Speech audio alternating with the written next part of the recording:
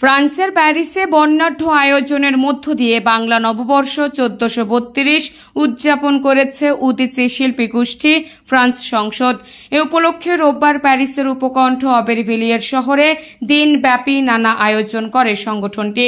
Migration বাংলার France প্রতিনিধি এনায়েত হোসেন সোহেল জানান, মঙ্গল শোভাযাত্রা, চিত্রাঙ্কন প্রতিযোগিতা, শিশু কিশোরদের পরিবেশনায় গান, কবিতা, নৃত্য, পথনাটক ও বিভিন্ন সাংস্কৃতিক আয়োজন প্রবাসে বাঙালিয়ানা ও অসাম্প্রদায়িক চেতনার এক প্রতিচ্ছবি ফুটিয়ে তোলে। উৎসবের শুরুতে লোকসঙ্গীত আর সংগ্রামী স্লোগানে মুখরিত হয় মেলার মাঠ। এরপর শিশু কিশোরদের অংশগ্রহণে অনুষ্ঠিত হয় চিত্রাঙ্কন প্রতিযোগিতা, যেখানে বাংলাদেশ ও বাঙালি সংস্কৃতির নানা অনুষঙ্গ ফুটিয়ে তোলে অংশগ্রহণকারীরা।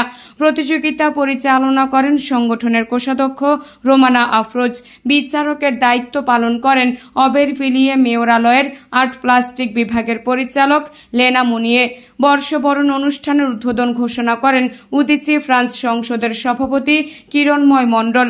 অতিথি ছিলেন অবেরভিলিয়ে শহরের সংস্কৃতি বিষয়ক সহকারী মেয়র জাকিয়া বুদিজি, সহকারী মেয়র সান্দ্রিন দেজির, ভিল দোমুজিক দোমন্তের পরিচালক কামেল দাফরি, সাবেক সহকারী মেয়র অ্যান্টনি দাগে, লা ফস ও সুমিস পার্টির সাধারণ সম্পাদক গিওম লুস্কেত এবং ভাষা ও সাংস্কৃতিক কেন্দ্রের পরিচালক কার্লোস সামেদো।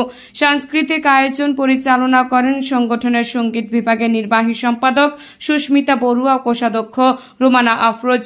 এতে বাংলা ভাষা ও সাংস্কৃতিক কেন্দ্রের শিশু কিশোররা পরিবেশন করে গান, কবিতা ও নৃত্য। গান শোনান বাংলাদেশ ব্র্যান্ডের জলের গানের গায়ক রাহুল আনন্দ।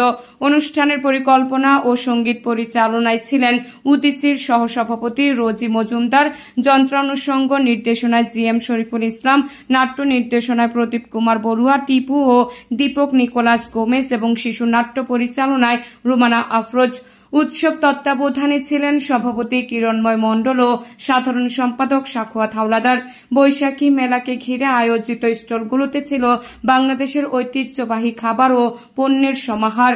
নাহার নিশি, মাইগ্রেশন বাংলা।